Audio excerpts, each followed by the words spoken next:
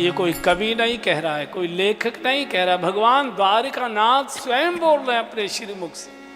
इन भक्तों ने कितना मुझे नचाया है, रुलाया है, दौड़ाया। गजने पुकारो मैंने गरुड़ बिसार। द्रौपदी पुकारी, भरी सभा में, धृतराष्ट्र की भरी सभा में द्रौपदी को नग्न किया जा रहा था।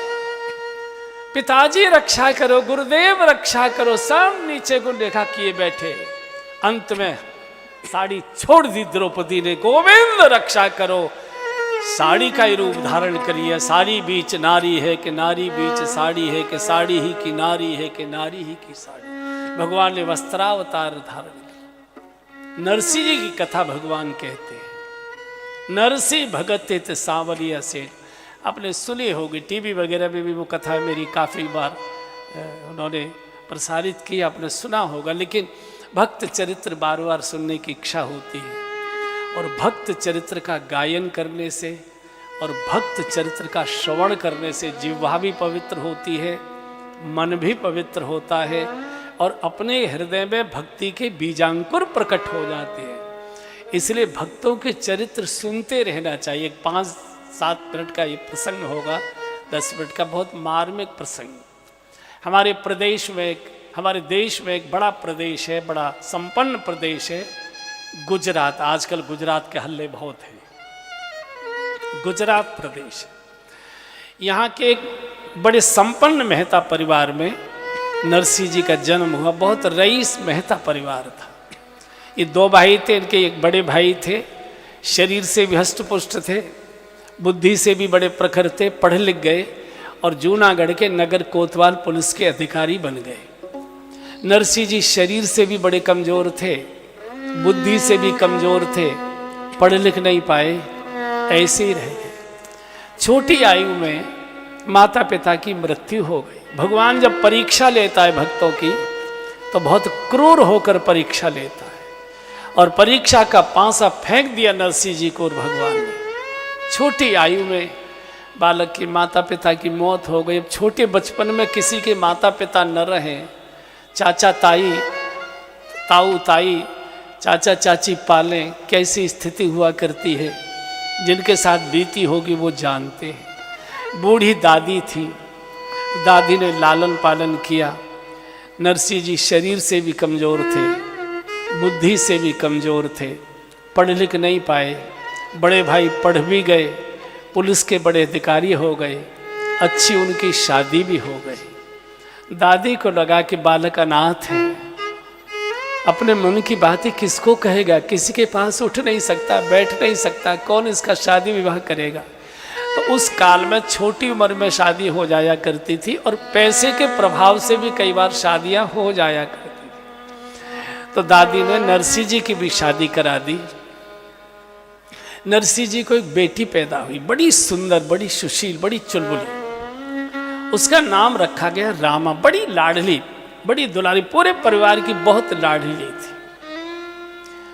नरसिंह जी को एक बेटे का भी जन्म हुआ है, लेकिन आगे चल के बेटे की मृत्यु हो गई। इस रामा की शादी के बाद बेटा हुआ था। बड़े सामूहिक परिवार था, धनाढ्य परिवार था, बहुत आनंद से जीवन चल रहा था। रामा बड़ी हुई, 13-14 वर्ष की हो गई। रामा की शादी, धनपति तो थे ही ये, तो एक पड़ोस में सिरसागढ़ नाम का एक बड़ा शहर था, वहाँ के एक मेहता परिवार में, अच्छे संपन्न परिवार में रामा की शादी कर दी। खूब धूमधाम से दान दहेज खूब दिया, चूँकि पूरे परिवार की इकलौती बेटिया बहुत लाड प्यार से पली हुई थी। शादी हो गई। भगवान जब परीक्षा लेता है भक्ति की, तो बहुत क्रूर होकर परीक्षा लेता है। जैसे मीरा की परीक्षा भगवान ने जितनी क्रूरता से ली थी, शायद ही किसी की ली होगी। बिल्कुल वैसी परीक्षा भगवान ने नरसिंह जी की ली थी। कुछ समय के बाद बेटे की मौत हो गई, पत्नी की भी मौत हो गई। नरसिंह जी फिर दुनिया में अकेले रह गए, और बिना पत्नी के कोई भी व्यक्ति किसी के घर न जा सकता है, न देर तक बैठ सकता है। 10 तरह की चर्चाएं होने लगती हैं। भैया उस समय पुलिस के अधिकारी घोड़े रखा करते थे, कई घोड़े थे। तो जब कोई नहीं रहा और भैया भाभी की क्रूरता बढ़ गई, तो घोड़ों की सेवा दे दी।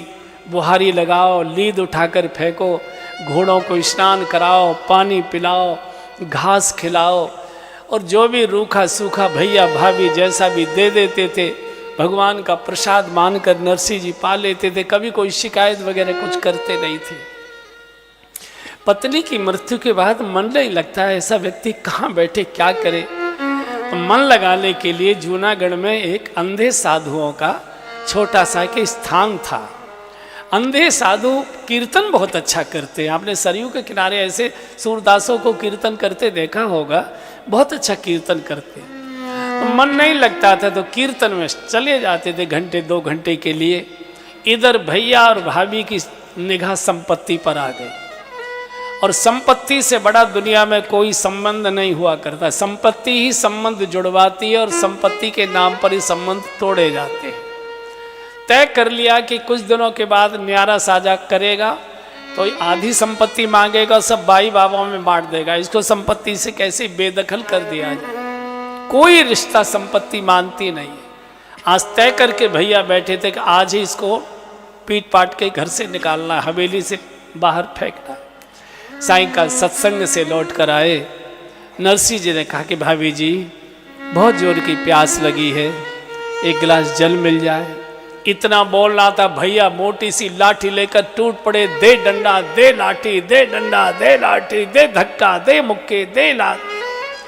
भूख प्यास लगती है, हमारी छाती पर आकर चढ़ता है। काम का समय होता है, बाबाओं में जाकर मटर गश्ती कर, निकल यहाँ से, तेरा कुछ नहीं यहाँ। और इतनी जोर की लात की ठोकर मारी कि देहली के बाहर गैलरी में जाकर ये गिरे नरसिंह जी। खबरदार इस देहली की ओर कभी देखने की कोशिश की थी। यहाँ तेरा कुछ नहीं है, निकल। कह सकते थे पंचायत बुलाऊंगा, इधर उधर के लोगों को जोड़ूंगा, रिश्तेदारों को बुलाऊंगा, आधा हिस्सा मेरा नहीं। नरसिंह जी जानते बड़ा भाई पिता होता है, और पिता की इच्छा ही आज्ञा हुआ करती है। इन्होंने तो आज्ञा दी है सीधे सीधे, कुछ नहीं बोले, आंसुओं को भी नहीं आने दिया। हाथ जोड़े, देहली को माथा टेका। भैया भाभी आप मेरे दोनों माता पिता हो, आपने बहुत लाड़ प्यार से मेरा लालन पालन किया, मेरे ऊपर आपने बड़ी कृपा की। अब ये हवेली संपत्ति सब आपकी। आप कहते मैं कभी ना आऊं इस दरवाजे की ओर, अब कभी नहीं आऊंगा। निकल गए। जो जूनागढ़ गए उन्होंने देखा होगा, उधर रामेश्वरम के द्वारिका जाते समय जूनागढ़ का जंगल पड़ता है, बहुत घना जंगल। आज भी वहाँ शेर वगैरह बहुत रहते उस जंगल में। जंगल में अकेले चले गए। चलते चलते चलते चलते एक छोटा सा शंकर जी का मंदिर दिखाई दिया। और शंकर जी एक ऐसे देवता है जिनके मंदिर में कभी दरवाजे नहीं होते। शंकर जी के मंदिर में कभी किवाड़ दरवाजे नहीं होते, क्योंकि शंकर जी काल के प्रतीक है, और काल के दरवाजे कभी बंद नहीं होते। काल 24 घंटे खुला रहता है। वहां जाकर पड़ गए। एक दिन हुआ, 2 दिन हुआ, तीसरा दिन हुआ। पार्वती जी ने शंकर जी से कहा, महाराज मुझे लोग अन्नपूर्णा करके मानते हैं, सारी दुनिया के लोग मेरी पूजा करते हैं, मैं माँ हूं। अरे भारत की परंपरा है, कोई अपरिचित भी किसी के द्वार दरवाजे पर आकर बैठता है तो वो भी उसको रोटी पानी की पूछा करता है। 3 दिन से एक अनाथ भूखा प्यासा बालक आपके दरवाजे पर पड़ा है और आपको कोई चिंता नहीं, आपने पूछा तक नहीं है। पूछो तो सारे बोले देवी किस किस की चिंता करोगे, सब अपना अपना प्रारब्ध भोगते, इसके भाग्य में यही होगा। नहीं, बोले नहीं मैं माँ हूं। माँ का हृदय बहुत कोमल होता है। लड़के ने शैतानी की है, बाप ने पिटाई ठुकाई कर दी और कह दिया कि इसको रोटी नहीं देना। बाप तो चले गए ऑफिस और माँ चुपचाप चोरी से खिला देती है। पिताजी को नहीं कहना है शैतानी मत किया करो, ऐसा अच्छा नहीं लगता है। पिताजी को मत कहना कि मुझे माँ ने रोटी खिला। माँ माँ होती है, माँ का हृदय तो मक्खन से भी ज़्यादा कोमल होता है। पार्वती जी ने बहुत आग्रह किया, नहीं नहीं मैं अन्नपूर्णा हूँ, मेरे द्वार पर कोई 3 दिन से बालक भूखा पैसा पड़ा है। भारत की यह परंपरा नहीं। शिव को प्रकट होना पड़ा। तो शंकर जी का बालक क्या चाहते, हमारे जैसा व्यक्ति होता तो कह देता हम आधा हिस्सा अपना चाहते भैया से, हमको हमारा आधा हिस्सा दिलवा दीजिए, या हमको नया मकान बनाकर दिलवा दीजिए। कुछ भी कहते, यही मांगते हमारे पास, और क्या मांगने को। भूखे 3 दिन के भूखे प्यासे नरसिंह जी ने कहा कि प्रभु मुझे भगवान का दर्शन करवा दो, मुझे कुछ नहीं चाहिए। शंकर जी की भी आंखों से आंसू आ गए। 3 दिन का भूखा प्यासा ठुकराया हुआ ये संसारी जीव, ये भगवत इच्छा मांग रहा, भगवत दर्शन मांग रहा, संसार का कोई भोग वैभव नहीं मांग रहा। शंकर जी के भी आंसू आ गए। बोले बालक तुमको अवश्य भगवान मिलेंगे, कुछ दिन तुमको प्रतीक्षा करनी पड़ेगी। जाओ जूनागढ़ में उस गली में एक पुराना सा खंडहर आश्रम है, वहाँ के ठाकुर जी की कोई सेवा पूजा करने वाला नहीं है, मोहल्ले की माताएं थोड़ा बहुत करती हैं, तुम वहाँ जाकर ठाकुर जी की सेवा पूजा करने लग जाओ, वहीं से तुमको भगवत प्राप्ति का, भगवत दर्शन का मार्ग मिलेगा। पता करते करते जूनागढ़ बहुत बड़ा महानगर है और बड़ा ऊंचाई पर है, गलियों में चलना पड़ता है, पतली पतली गलियां। पहुंचते पहुंचते उस खंडहर मंदिर में पहुंच गए। गोपाल जी की छोटी सी प्रतिमा, मोहल्ले की माताएं आती हैं, झाड़ू बुहारी लगाती है, थोड़ी देर कीर्तन करके चली जाती हैं। जब इस बूढ़े साधु को देखा है, बूढ़े तो नहीं थे, लेकिन चूंकि गरीबी के कारण से, कमजोरी के कारण से कमर झुक गई, बुढ़ापा जैसा दिखाई देने लगा, चूंकि बाल बढ़ गए, जटाएं जैसी हो गई, भूख प्यास पे तो बातों ने कहा कि तुम बाबा यहीं रह लो, बुहारी झाड़ू लगा दिया करो, आके भोजन की हम व्यवस्था कर देंगे। और सभी बहनों ने तय कर लिया, सोमवार को तेरे यहाँ से, मंगल को तेरे यहाँ से, बुध को तेरे यहाँ से, बृहस्पति को तेरे यहाँ से, शुक्रवार को तेरे यहाँ से, ऐसे ऐसे सब तय हो गया। आनंद से यात्रा चलने लगी। इधर रामा ने भी अपनी ससुराल में एक बेटी को जन्म दिया और बहुत लाचुक रईस परिवार था। रामा की ससुराल बहुत रईस थी, इसका मायका भी रईस था एक समय, और ससुराल बहुत रईस थी। और पहली बेटी बड़ी लाडली होती है पूरे परिवार की, बहुत लाडली दुलारी होती है, बहुत लाड़ प्यार से पाली गई। वो भी बिटिया भी 13-14 साल की हुई, उसकी भी शादी तय हो गई पड़ोस के एक कस्बे में, मेहता परिवार में। पहले शादी 13-14 वर्ष की होती थी। ये कन्यादान शब्द चला है, कन्या 13-14 साल तक ही रहती है, जब तक वो रजस्वला नहीं होती उसको कन्या कहते हैं। तो कन्यादान उसी का लिया जाता था। शादी के बाद फिर 4-5 वर्ष के बाद गौना हुआ करता था, तब तक वो वयस्क हो जाया करती थी। तो उसकी शादी तय हो गई। तो रामा के ससुर ने अपने बेटे को कहा कि बेटा हमारे घर में मांगलिक कार्य होने जा रहा है, बिटिया की शादी है, हमको मालूम है कि तेरा ससुर आजकल भीख मांगकर गुजारा कर रहा है। हमने ऐसा सुना है कि हवेली से और सारी संपत्ति से बड़े भाई ने उसको बेदखल कर दिया, घर से निकाल दिया है। वो किसी मंदिर में सेवा पूजा बुहारी लगाकर अपना गुजारा करता है। अब ये बताओ कि हमारे भी आंगन में पहली बार मांगलिक कार्य होने जा रहा है, बिटिया की शादी है, हम भात की पत्रिका तेरे ससुर को भेजें कि नहीं भेजें? पिताजी आपका क्या मन है? तो पिताजी ने कहा कि मैं तो चाहता हूँ कि क्या करेगा वो भिखारी, हमारे आंगन में आकर खड़ा होगा, सारे गांव में हमारी बदनामी हो जाएगी। इतने बड़े रईस परिवार की और इतना भिखारी के यहाँ इन्होंने अपने बेटे को ब्याया, बदनामी होगी, हमारे यहाँ कमी क्या है?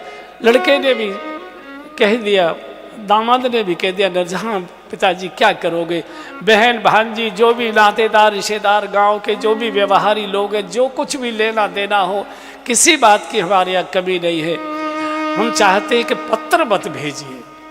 तो लेकिन पिता ने कहा बेटा पत्र इसलिए भेजना मुझे ज़रूरी लगता है कि अगर पत्र नहीं भेजा तो भिखारी आकर हमारी देहली पर वो नंगा नाच करेगा, शोर मचाएगा, हल्ला करेगा कि मैंने बिटिया की शादी के लिए इतनी तैयारियां की थी, आपने मुझे समाचार क्यों नहीं भेजा?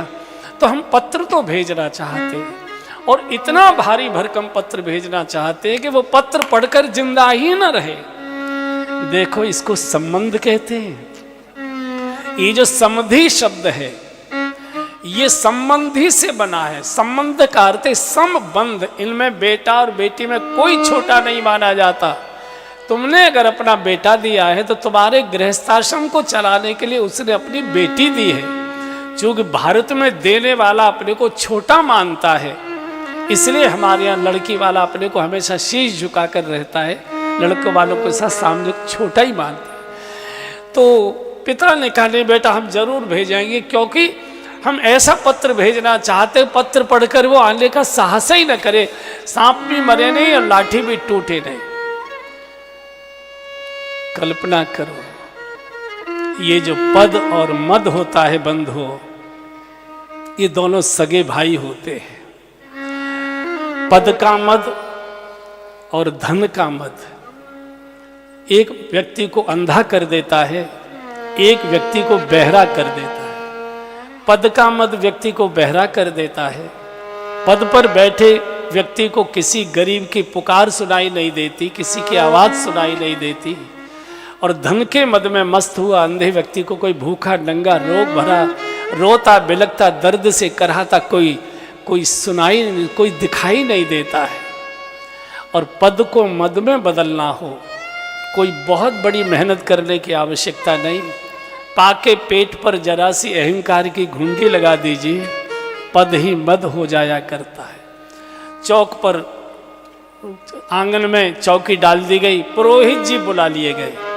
कहिए सेठ जी कैसे याद किया? आइए पुरोहित जी बैठिए, स्वागत है।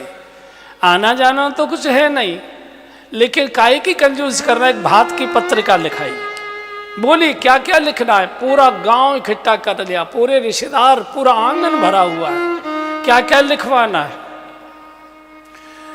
ये भात की पत्रिका नहीं लिखाई जा रही, ऐसा लगता है कुबेर के भंडार की सूची बनाई जा रही। खिलखिला कर मुझे ये 4 चांदी के शिलाएं चाहिए, मुझे 4 चांदी के पाए चाहिए, मुझे रेशम के इतने वस्त्र चाहिए, इतने हीरों की मालाएं चाहिए। ऐसा लगता है जैसे कुबेर के भंडार की सूची बनाई जाए। लोग खिलखिला रहे हैं। एक गरीब बूढ़ा व्यक्ति जिसके प्राणों को संकट आएगा इस पत्र को देखते ही, उसकी कोई चिंता नहीं है, केवल हमारा अहंकार तुष्ट होना चाहिए। यही बड़प्पन है क्या? अब आंगन खिलखिला रहा है और कोठे में किवाड़ की आट में बंद गरीब नरसी की गरीब बिटिया रामा दीवार से सिर पटक पटक कर रो रही है। क्योंकि पर्दे की प्रथा थी, बहू आंगन में आ नहीं सकती थी, पंडित जी को रोक नहीं सकती, कलम का हाथ पकड़ नहीं सकती, ससुर को टोक नहीं सकती। और सोचती है कि मेरे बाप इसको शादी के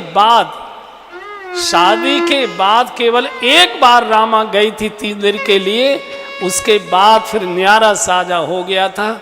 शादी के बाद ससुराल के लोगों ने रामा को जूनागढ़ नहीं जाने दिया, मायके में नहीं जाने दिया। और यहाँ जो माताएं बहनें बैठी हैं वो जानती हैं, मायके की देहली देखने के लिए माताएं बुढ़ापे तक लालायित रहती हैं। भैया भाभी कोई आदर नहीं करता तो भी जाती है, मायके की गलियां देखनी है, मायके की देहली देखनी है। जिस देहली से मैं विदा होकर आई हूँ उस देहली को बार बार देखने की इच्छा होती है। बहानों से जाती हूँ, माँ बीमार है देखने जाऊंगी, पिताजी बीमार है देखने जाऊंगी, भतीजे का एक करण छेदन है उस उत्सव में मैं जाऊंगी, भले ही पति मना करे, लेकिन माताएं मायके में जाने के बहाने करती हैं। इस बिचारी को शादी के बाद केवल एक बार मायके की देहली देखने को मिली, बाद में जाने नहीं दिया, चूंकि न्यारा साजा हो गया था। इनके पास समाचार मिल चुका था किसी के द्वारा कि हमारे समधी को हवेली से बाहर निकाल दिया गया, संपत्ति से बेदखल कर दिया गया। ये इतना रो रही है, किवाड़ बंद किए, दीवार से टकराती है, सिर दीवार पे मारती है, धरती पर पछाड़ खा कर गिरती है। अरे इस पत्र को कोई रोके, पत्र को रोके। मेरे बूढ़े पिताजी इस पत्र को पढ़कर जिंदे नहीं रह पाएंगे, मुझे उल्हाना देंगे, बेटी तू तो मेरी थी, तू तो मेरी स्थिति जानती थी, तू तो हाथ पकड़ सकती थी। नाई को रोक नहीं सकती, पंडित को टोक नहीं सकती, ससुर को कुछ कह नहीं सकती, करूं तो करूं क्या? बहुत रो रही है, बार बार पछाड़ खाती है। बेटी और बाप का जितना पवित्र नाता विधाता ने इस जगत में बनाया है, इतना पवित्र नाता कोई दूसरा नहीं। ये जो माए का शब्द है, माए का शब्द पिता के कारण नहीं है, माए का शब्द माँ के कारण होता है। जब तक बेटी की माँ जिंदा है, जब तक माए का शब्द माँ के कारण नहीं है, पिता के कारण होता है। जब तक बेटी का बाप जिंदा है, बेटी सीना तान कर जाती और आती है मायके में, पिता की मृत्यु के बाद माँ भैया भाभी के अधीन हो जाती है, फिर अधिकार पूर्वक नहीं जा सकती, भैया भाभी की इच्छा होगी तभी जा सकती है। अभी इतना रो रही है, शादी के बाद अभी तक मैं मायके में गई नहीं, मेरे बाबूजी कैसे हो गए होंगे, मेरी माँ कैसी हो गई होगी। माँ की मौत का समाचार आया, इसको नहीं दिया। पीछे भैया का जन्म हुआ, नहीं समाचार दिया, जाने नहीं दिया, कुछ नहीं करने दिया। बहुत रो रही है, बहुत रो रही है, बहुत। कभी दीवार से टकराती है, कभी सिर पटकती है, कभी चीखती है, और ऐसा लगा कि मेरे प्राण निकल गए तो बेटी का विवाह संबंध धरा का धरा रह जाएगा। जब नाई को पत्र दे दिया गया तो धीरे से रामा ने कुंडी खटखटाई, और पति ने देख लिया कि कुंडी खटकी है, तो पति ने जब कमरे की ओर देखा तो इशारा घूंघट से उंगली से कर दिया, अंदर आ जाए। और जैसे ही रामा के पति आए हैं, कोठे में कमरे में आए हैं, रामा ने किवाड़ लगाई, कुंडी लगाई, और पछाड़ खाकर जो पति के चरणों में गिरी है, कदमों में गिरी है, दोनों हाथों से इसके पति के चरण पकड़े और सिर एकदम रख दिया चरणों में। इतना रोई, इतना रोई, इतनी हिलकी।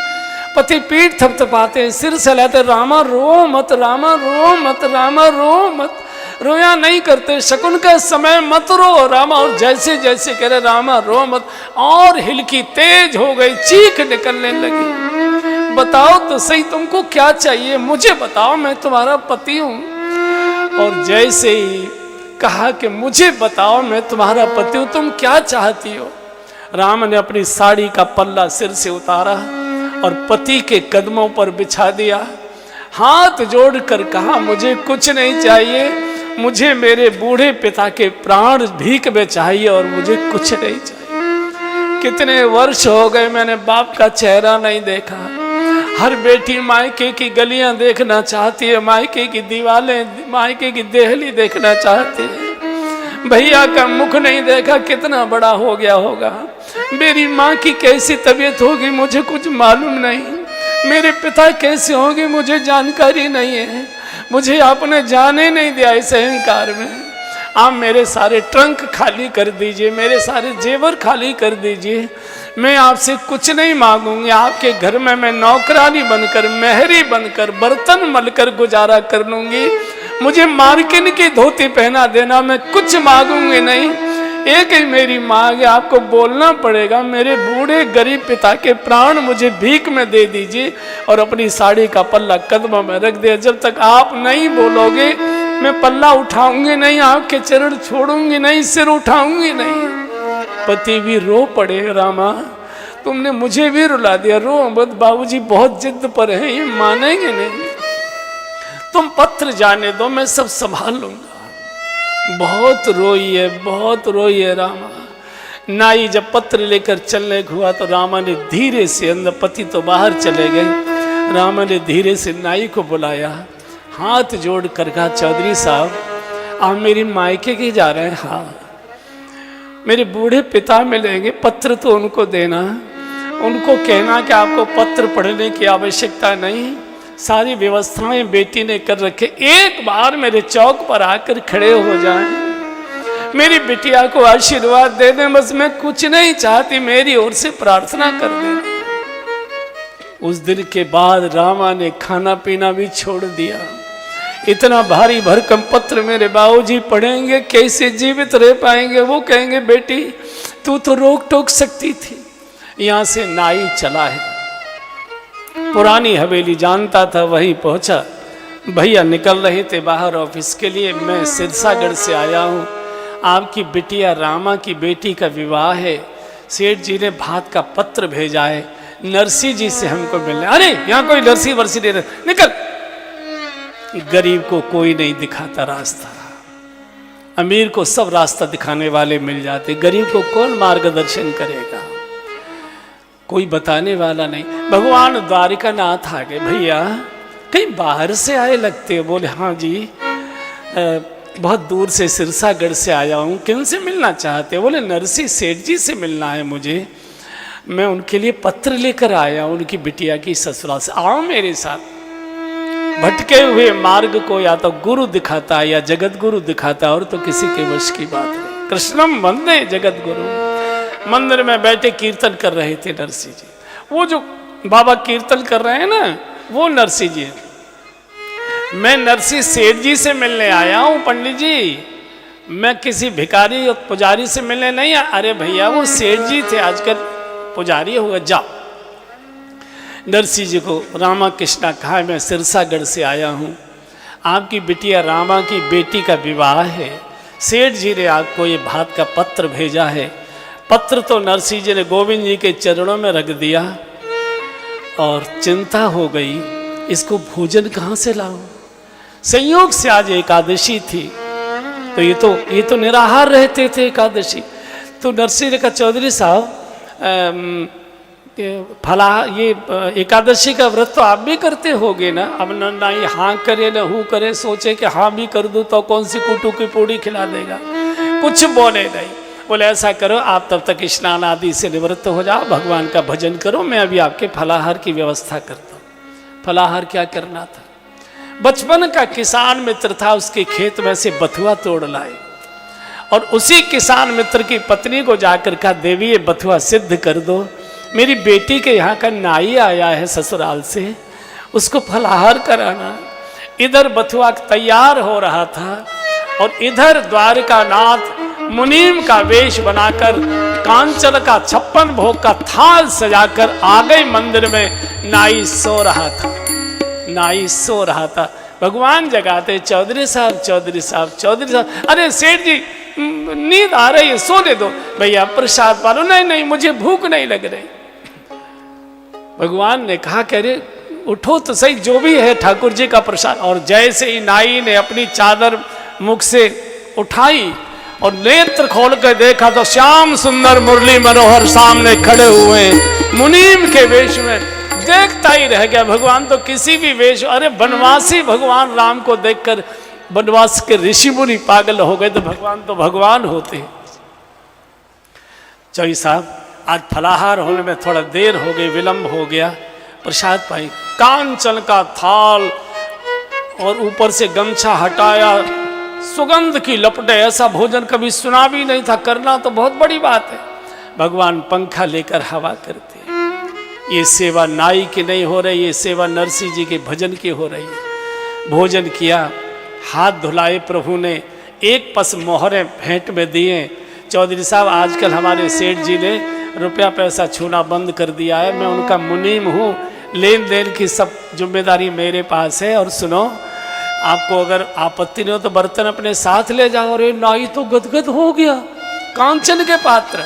और अपने सेठ जी को कहना हम ठीक समय पर आएंगे, भात पहनाएंगे, हमारी प्रतीक्षा करें।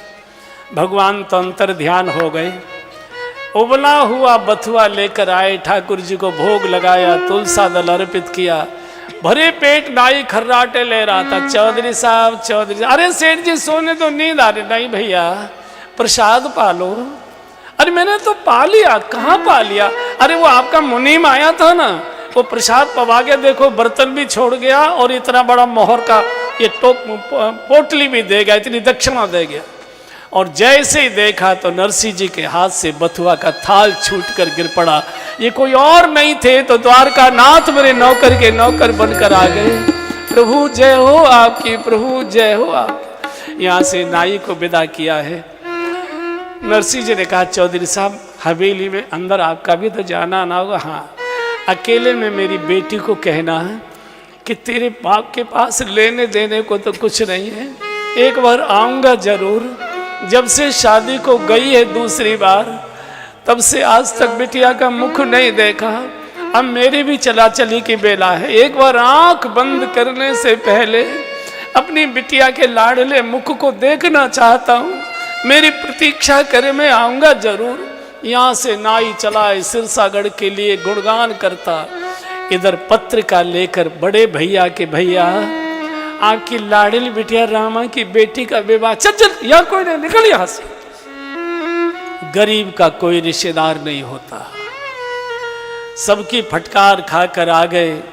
गोविंद जी के चरणों में पत्रिका रख दी और रो रो कर पुकारने लगे, गोविंद ये मेरी बेटी का भात नहीं है, ये तेरी बेटी का भात। जाएगी लाज तिहारी गोविंद मेरो कछु ना बिगड़े।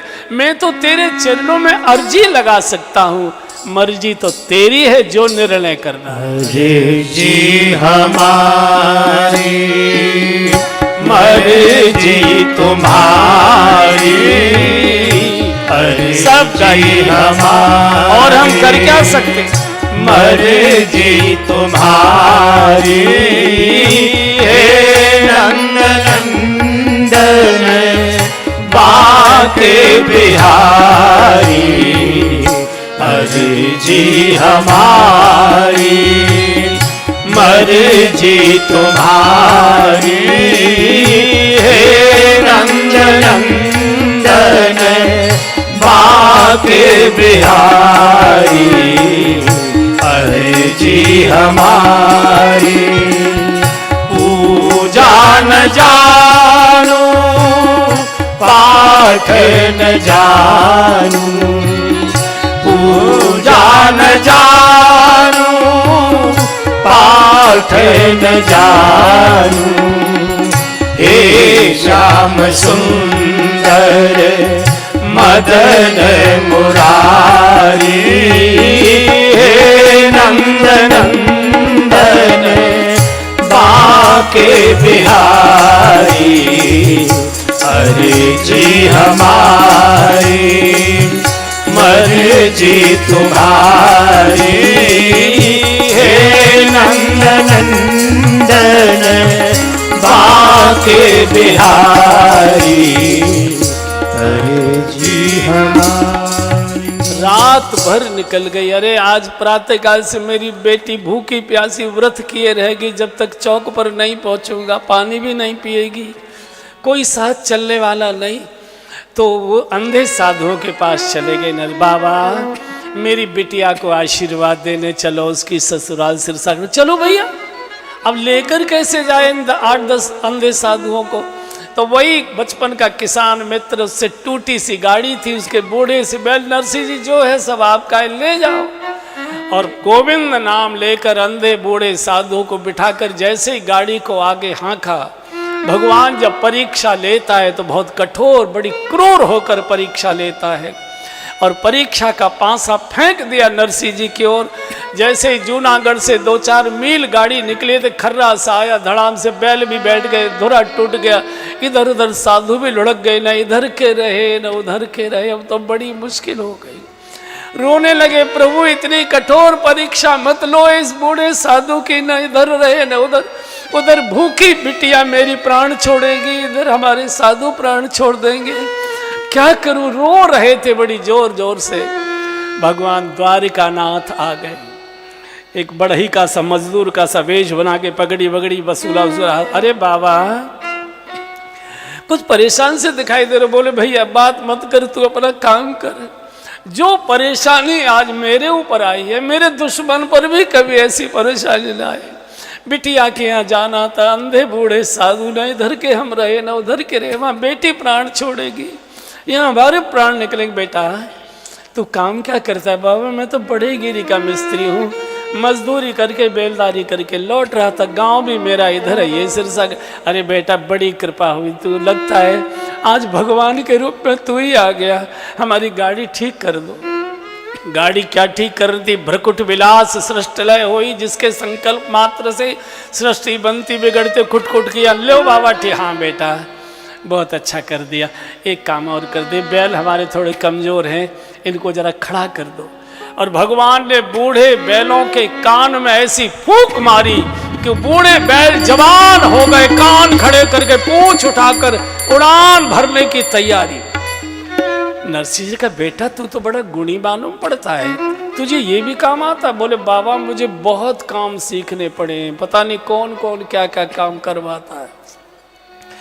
तो भगवान का बाबा जाना तो मुझे भी इधर ही है, आपके साथ चलूं? बोले चलो भैया, हम तो गाड़ी भी नहीं हाँक पा रहे थे।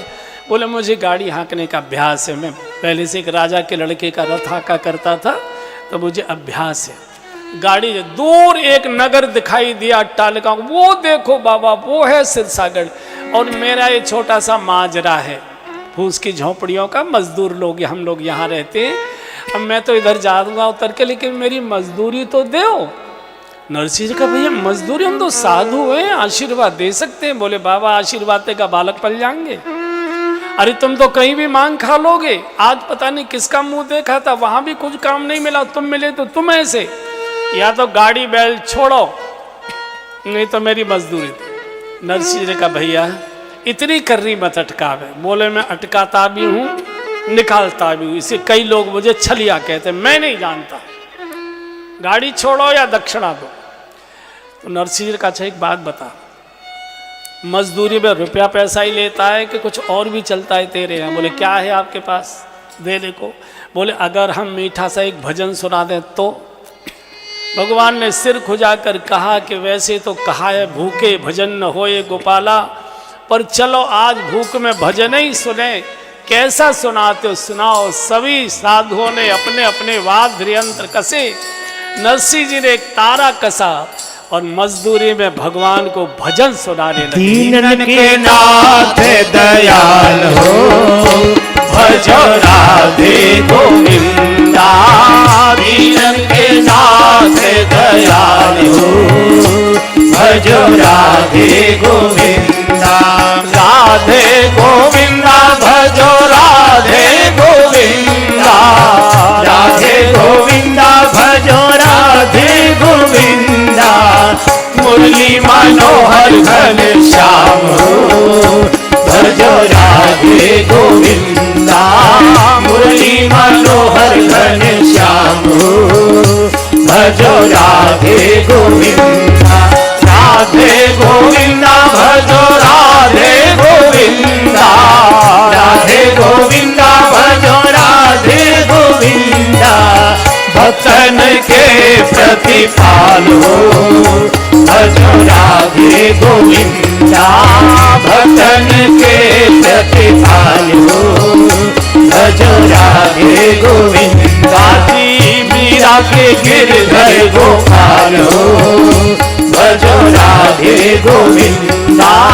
मीरा के गिरधर गोपाल हो, भजो राधे गोविंदा। और कीर्तन करते करते कब लक्ष्य आ गया पता नहीं लगा। और भगवत नाम स्मरण करते करते जीवन यात्रा में करोगे तो जीवन का लक्ष्य कब प्राप्त हो गया पता नहीं लगा। अच्छा उनको मालूम था, रामा के ससुर को ये जानकारी हो चुकी थी कि संपत्ति से बेदखल कर दिया है।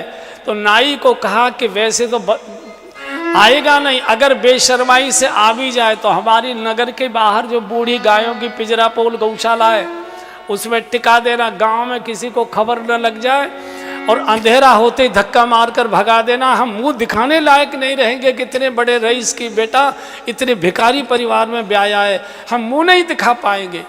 तो वहाँ रोक लिया गौशाला, आइए आइए सेठ जी आइए आइए। और जैसे ही गौशाला में दुर्गंध आ रही है, बूढ़ी गायें पड़ी हैं इधर से उधर, चारों ओर गोबर ही गोबर, गौओं का मूत्र ही मूत्र है, दुर्गंध आ रही है, चुप खड़ी नहीं हो पा रही, वही गोबर कर रही है, वही लेट रही है, वही ऐसा कर रही है। नरसिंह जी तो गदगद हो गए। हमारे समधी जी बड़े धर्मात्मा है, साधु तो या तो धर्मशाला में पसंद करता है, या तो गौशाला में पसंद करता है, या तो आश्रम में पसंद करता है। अंधे साधु थे, फिसल पड़े, अपने आप ही चौका लग गया। नाई ने जाकर कहा सेठ जी 10 बूढ़े अंधे साधु हैं, टूटी सी गाड़ी, बूढ़े से बैल, और आपके समधी जी तो पहचान में भी नहीं आ रहे, अरे निकालो उसको। और जैसे ही रामा को पता लगा कि मेरे बाबूजी आए हैं, बहन लोग मेरी बात आसानी से समझ सकते हैं। मायके का कुत्ता भी अगर अपने यहाँ आता है वो भी अच्छा लगा करता है। मायके के किसी भी व्यक्ति को देखने के लिए माताओं बहनों की कैसी लालसा रहती है। शादी के बाद बाप का मुंह नहीं देखा और बाप आया और वहाँ गोबर में मेरे बाप को टिका दिया, मैं बुला भी नहीं सकती, और परिवार की मर्यादा तोड़कर मैं मिलने जा भी नहीं सकती। इधर इतनी गालियां, इतनी जितने प्रकार की सास होती थी, दादी सास, ताई सास, बुआ सास, मौसी सास, अपनी सास, जितने प्रकार की सासें होती थी, सबने रामा को सांस लेने में नाक में दम कर दिया एकदम। कल मुही कही कि निकल यहां से, मुंह दिखाने लायक नहीं, कुछ नहीं बेचारी बोल सकती। चुपचाप छत छत छत छत करके चुपचाप चोरी से आई। गौशाला में पहुंची, 10-12 साधु और नरसिंह जी बैठे हुए थे। इधर जाती है इधर जाती है, पता नहीं लग रहा है। चूंकि इसने शादी के समय तो सोने की चेन, कानों में मुर्की, सोने की बढ़िया रेशमी कपड़े पहना करते थे। ऐसे ठाट वाट से पगड़ी वगड़ी में बाप को देखा था। अब तो बाप भिखारी जैसा हो गया, जटा जूट बंधे।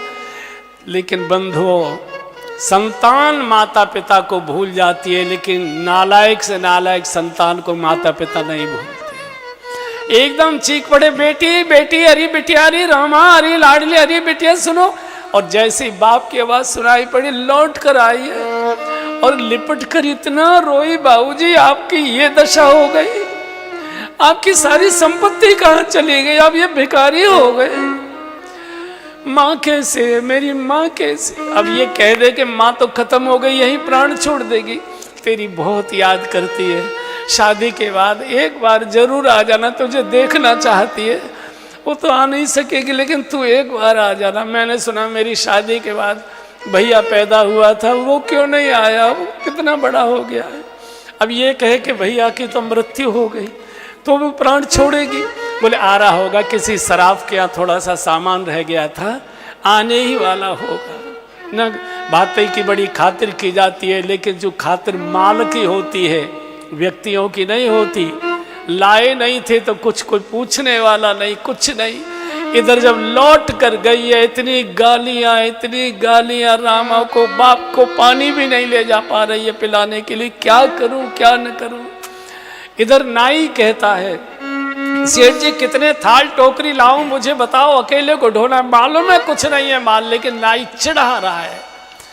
इधर द्वारका नाथ को पुकारा है। भगवान ने कहा था, नरसिंह जी जब कभी कष्ट आए मुझे याद करना, किसी और को नहीं पुकारना। तो नरसिंह जी को याद आ गई, उसी समय द्वारका नाथ को पुकारने लगे। जय राधा माधव,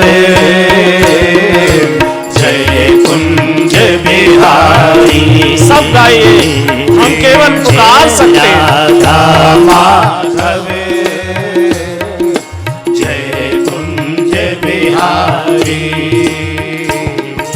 जय गोपी जन वल्लभ, जय गोपी जन वल्लभ, जय गिरिवरधारी,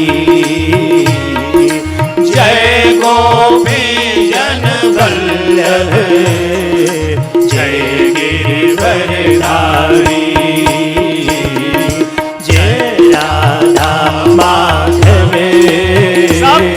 जय कुंज बिहारी, जय राधा माधव, जय कुंज बिहारी। यशोदानंदन ब्रज जन रंजन, यशोदानंदन ब्रज जन रंजन, यशोदानंदन ब्रज जन रंजन, यशोदानंदन ब्रज जन रंजन, यशोदानंदन ब्रज जन रंजन, यशोदानंदन ब्रज जन रंजन। यमुना तट वनचारी, यमुना तट वनचारी, जय राधा माधव, जय कुंज बिहारी, जय राधा माधव, जय कुंज बिहारी, जय गोपी जन वल्लभ, जय गोपी जन वल्लभ, जय गिरिवरधारी, जय गोपी जन वल्लभ, जय गिरिवरधारी, जय राधा माधव, जय कुंज बिहारी। और जैसे ही कीर्तन का स्वर प्रभु द्वारका नाथ के कान में गूंजा, रुक्मिणी जी के साथ बैठकर भगवान हंस हंस कर कुछ वार्ता कर रहे थे। एकदम प्रभु खड़े हो गए द्वारिका में, कुबेर। रुक्मिणी जी बोले अचानक क्या कुबेर कुबेर करने लगे। बोले तुम बीच में बहुत बोला करती हो, बीच में मत टोका करो। अरे बताओ तो सही, कुबेर कुबेर क्यों कह रहे हो। बोले संकट है मेरे भक्त पर, नरसी इस समय संकट में फंसा है, उसकी बेटी का भात है वो भरना है, मुझे कुबेर को बुलाना है। कुबेर को आदेश दिया जितना भी तुम्हारे भंडार में सब रथों में लाद कर तुरंत सिरसागढ़ पहुंचो, मैं भी चलता हूं। और भगवान ने जब अपना रथ तैयार कराया तो रुक्मिणी जी ने कहा कि मैं तुमको अकेले नहीं जाने दूंगी, मैं भी तुम्हारे साथ चलूंगी। बोले क्यों, तुम क्या करोगी। बोले तुम्हारी आदत खराब है, स्त्रियों को देखकर तुम बिगड़ जाते हो, इसलिए मैं साथ रहूंगी। एक बात, दूसरे भक्त की सेवा तुम अकेले क्यों करना चाहते हो, मैं भी करूंगी। बोले तुम क्या करोगी। बोले पुरुषों को भात तुम पहनाना, महिलाओं को मैं पहनाऊंगी, मैं चलूंगी साथ में। और इधर नरसी जी रो रहे थे, पुकार रहे थे। हजारों सुवर्ण के रथ माल लादे हुए गौशाला के बाहर वही नाई दौड़ कर आया, सेठ जी आपका मुनीम आया है, हजारों गाड़ियों में माल लाद के लाया है। तो सेठ को जाकर कहा करे आपके तो सेठ जी के मुनीम इतना माल लाद के आए, वो तो साधु हो गए लेकिन उनका मुनीम। अरे मूर्ख, यहाँ क्या कर रहा है। वो सूजी का हलवा वाला रखा है, खिलाया कि नहीं खिलाया हमारे समधी जी को। अब देखो सूजी का हलवा याद आ गया, पहले पानी याद नहीं आ रहा था। माल की सब खातिर करते। जैसे ही नरसी जी नीचे गए हैं, प्रभु रथ से कूदे हैं, नरसी जी दंडवत करना चाहते, भगवान नहीं, भगवान ने साष्टांग दंडवत प्रणाम किया है नरसी जी को। आपने मुझे सेवा का अवसर दिया, आज तक आपने मुझे कोई सेवा नहीं दी, इस समय आप मेरे मालिक हो, मैं आपका नौकर हूं, नहीं तो बात खुल जाएगी। अरे प्रभु इतना मत दंड दीजिए। बोले नहीं।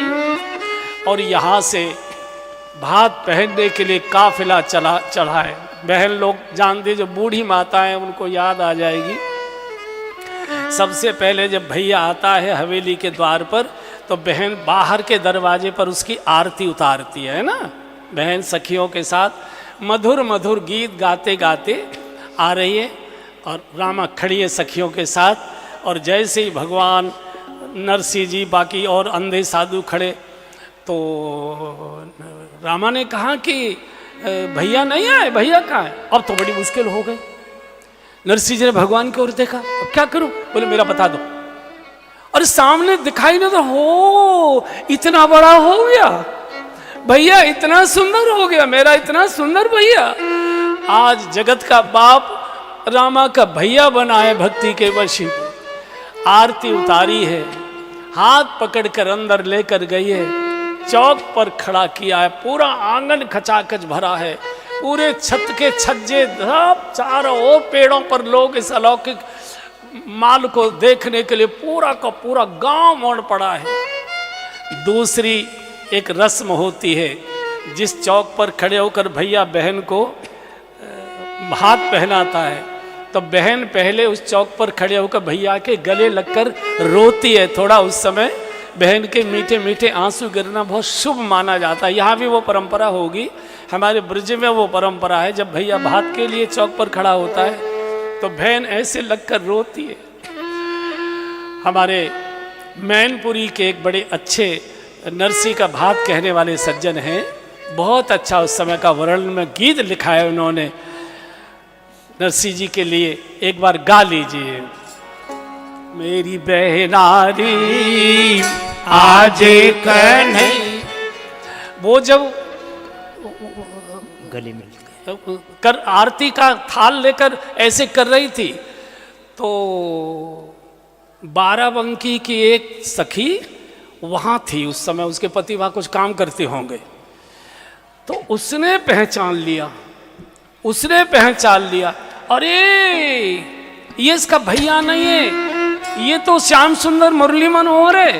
तो एकदम रामा के कान में कहा, रामा पगली, ये तेरा भैया नहीं है जिसकी तू आरती उतार रही है, ये तो सारे जगत का बाप है, मुरली मनोहर श्याम सुंदर द्वारकाधीश है। इस समय इनसे मुरली बचवा ले, भात तो पहनती रहना। बहुत सुंदर गीत है, एक बार गा लीजिए। हरि रामा रे आज कन्हैया घर में आए गए हैं। बहना रामाई आज कन्हैया घर में आए गए हैं। इनसे मुरली कलियो बजवाई मेरी बहनारी आज कन्हैया घर में आए गए हैं। इनसे मुरली कलियो बजवाई मेरी बहनारी आज कन्हैया घर में आए गए हैं। इनके कानों में कुंडल सोहे रहे, इनके कानों में कुंडल सोहे रहे और गल बैजंती माल में बहनारी आज कन्हैया घर में आए गए हैं। और गले बैजंती माल मेरी बहनारी आज कन्हैया घर में आए गए हैं। इनसे मिली ने कलियो बजवाए मेरी बहनारी आज कन्हैया घर में आए गए हैं। इनको माखन मिश्री पवाए दियो, इनको माखन मिश्री पवाए दियो और सेवा करियो हजार मेरी बहनारी आज कन्हैया घर में आए गए हैं। और सेवा करियो हजार मेरी बहनारी आज कन्हैया घर में आए गए। महिलाओं को बहुत ज़्यादा पहचान होती। जब महिलाओं में खुचपुच हुई तो भगवान ने कहा सेठ जी हमको लौट कर जाना, हम बेटी के यहाँ का पानी भी नहीं पी पाएंगे, इसलिए जल्दी से भात पहनो। भात क्या पहनना था, इतना माल को देखकर रामा के ससुर सिर ऊपर उठाए नहीं पा रहे और अंत में नरसिंह जी के चरणों में गिर पड़े। मुझे क्षमा कर दो, मेरे अहंकार को क्षमा कर दो, मेरे ऊपर कृपा कर दो। एकदम उठाकर नरसिंह जी ने छाती से लगाया, नहीं आप हमारे मान हैं, आपने हमारी बेटी को स्वीकार किया है, आप हमारे पूज्य, ऐसा मत बोलो। इतना रोए हैं नरसिंह जी के चरणों में बैठकर। आज मेरा सारा अहंकार चूर चूर हो